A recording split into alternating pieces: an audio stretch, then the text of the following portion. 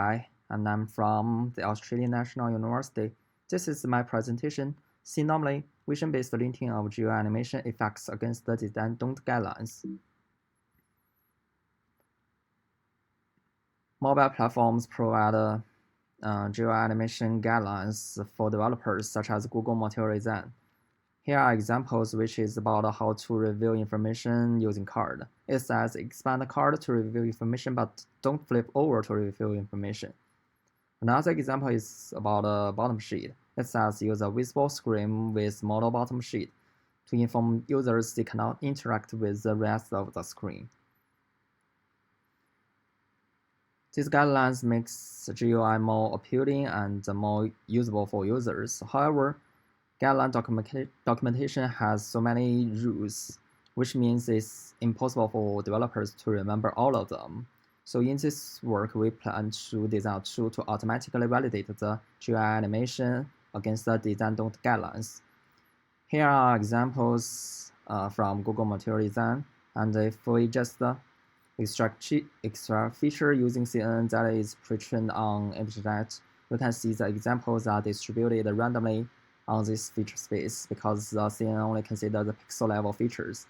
But in this work, we have to consider the combination of animation, foreground, and background. Previous work used computer vision-based method to detect the violation of implemented GUI against the UI design. However, their work only considered the static GUI, and they assume that the two compared GUI are similar, but only with minor difference. But for guidelines, the two GUIs are not necessarily similar. We also try to take it as a multi-class video classification problem, but finally it cannot solve our problem. Firstly, if we add a new category in our work, we have to update our neural network. In addition, it is pretty hard to collect enough data to train our neural network.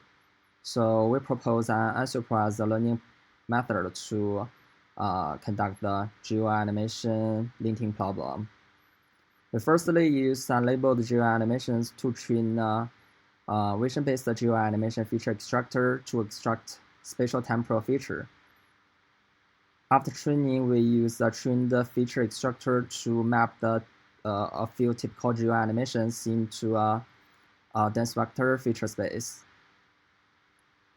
If we input a linted GUI animation, it is also mapped in this feature space. We finally use KN search the most similar GUI animation. This is the architecture of our work, which is based on variational autoencoder and generative adversarial network. VAE learn to reconstruct the GUI animations, and GAN enhances the generation capability of VAE. We also use an additional feature encoder to extract abstract features from the reconstructed GUI.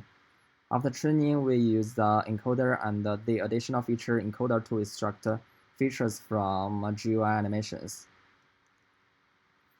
By using our model, we can see the random distributed examples are clustered into this feature space. And we can see the GUI animations, the same GUI animations are located at the same position. Note that the GUI with same animation but different visual effects are located at different positions. For example, these two examples have the same GUI animation, that is pop-up window, but number one has black background, but number two doesn't have black background. So number one is considered as a normal example, but number two is considered as a violating example. This is another example, which is about bottom sheet. Number three doesn't have a black background or shadow, but number four have dark background, so it's considered as a normal example. We consider non don't categories, which involves different animations and components like pop-up window, bottom shade banner, and so on. We prepare two datasets for our work. That is one real-world data set and one synthetic dataset.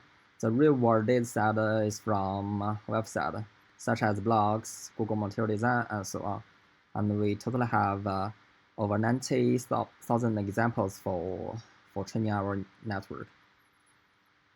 The synthetic data set is used to expand our dataset to evaluate the model. This is the process of generating synthetic data. We firstly prepare components like pop-up window, banners, and the background, which is a screenshot of GUI, and select materials from these two pools randomly, and paste the component on the background to generate the synthetic data like this. However, the materials are selected randomly, so there are some unreasonable GUI that is generated by our method. For example, you cannot paste a pop-up window upon another pop-up window, so we just manually clean the synthetic data set to make it look like the real-world data. We consider the 4 research questions, but due to the time constraint, I only show the effectiveness result on the real-world GUI animations. This table shows the result of the impact of different KN settings on real-world data. And T is the number of typical GUI animation examples for design-don't guideline in the research space, in the search space.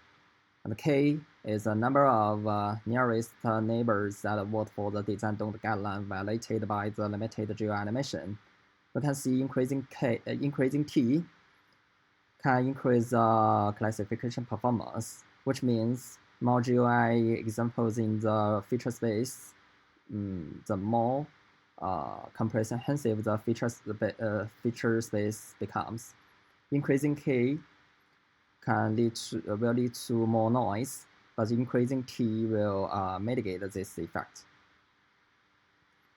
Here are some examples that incorrectly classified by our work. As this is the first work, so we cannot make sure it can solve all cases. For example, the snack bar blocks bottom bar, but they look very similar. They mix together because they are dark in color. And here's another example. They look very similar, and the only difference is this one has shadow, but this one doesn't have shadow. So stronger models are needed in the future. That is it my presentation, and you are welcome to ask me questions by email. Thank you.